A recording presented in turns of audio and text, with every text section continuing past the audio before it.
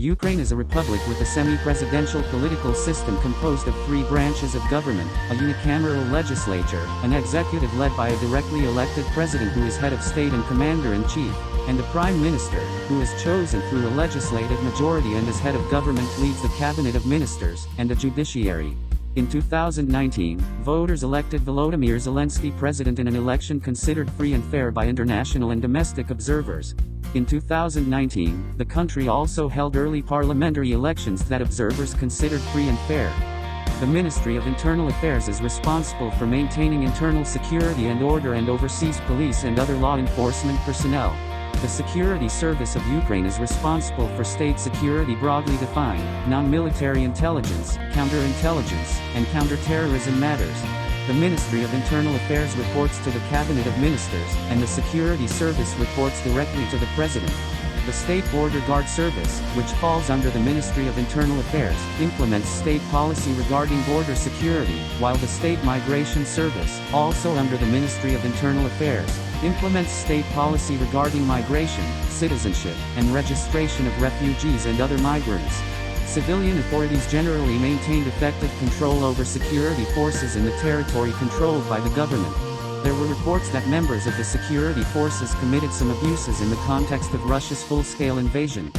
On February 24, the President of the Russian Federation, Vladimir Putin, launched an unlawful and unprovoked full-scale invasion of Ukraine, resulting in war crimes, crimes against humanity, and other atrocities committed by members of Russia's forces.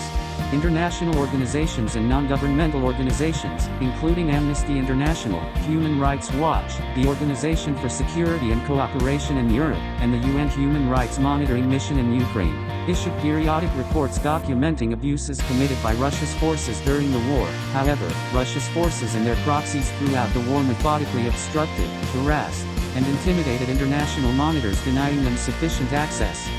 Following the start of its full-scale invasion in February, Russia's forces continued to escalate attacks on civilians. Russia mobilized, armed, trained, and led proxy forces from territories under its occupation, including parts of Donetsk, Kherson, Luhansk, and Zaporizhzhia oblasts and Crimea.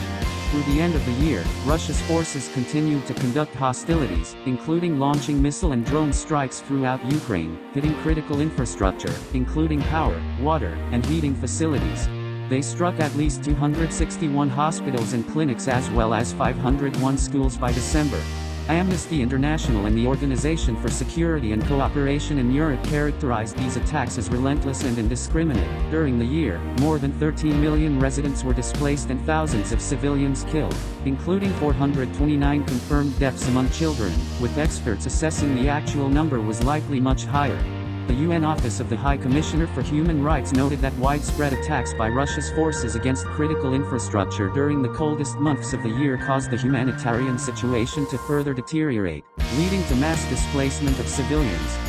Serious human rights abuses committed by Russia's forces in occupied areas involved severe and wide-ranging cases and included credible reports of mass and unlawful killings, including extrajudicial killings, forced disappearances, torture and cruel, inhuman, or degrading treatment or punishment, including of children, arbitrary arrest or detention, political prisoners or detainees, particularly during filtration operations involving interrogation, torture, forced separation of families, forced deportation and adoptions of Ukraine's children to Russian families, unjust interference with privacy, punishment of family members for alleged offenses of a relative, serious abuses in a conflict, including atrocities, abductions, torture and physical abuses, serious restrictions on freedom of expression, including for members of the media, including violence or threats of violence against journalists, unjustified arrests or prosecutions of journalists, censorship, and the existence of criminal libel, serious restrictions on internet freedom, substantial interference with freedom of peaceful assembly and freedom of association,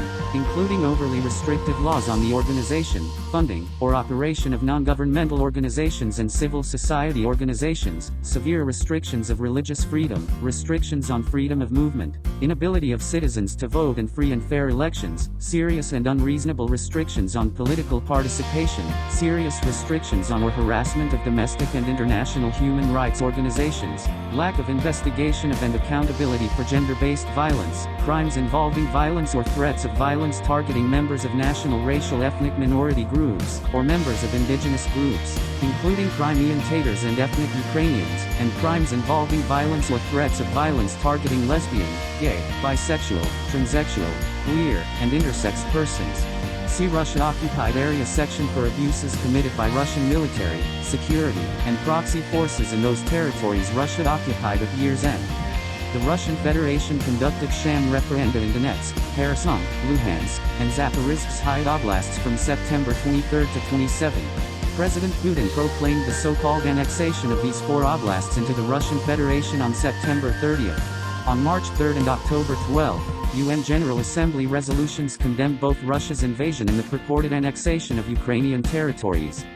There were also significant human rights issues involving Ukrainian government officials, although not comparable to the scope of Russia's abuses, which included credible reports of unlawful or arbitrary killings, forced disappearances, torture and other cruel, inhuman, or degrading treatment or punishment, harsh or life-threatening prison conditions, arbitrary arrest or detention, serious problems with the independence of the judiciary, restrictions on freedom of expression, including for members of the media, violence or threats of violence against journalists, unjustified arrests or prosecutions of journalists, and censorship, serious restrictions on internet freedom, refoulement of refugees to a country despite risks they would face torture or persecution, serious acts of government corruption, lack of investigation of and accountability for gender-based violence, crimes or threats of violence motivated by anti-Semitism, crimes involving violence or threats of violence targeting persons with disabilities, members of ethnic minority groups, and lesbian, gay, bisexual, transgender,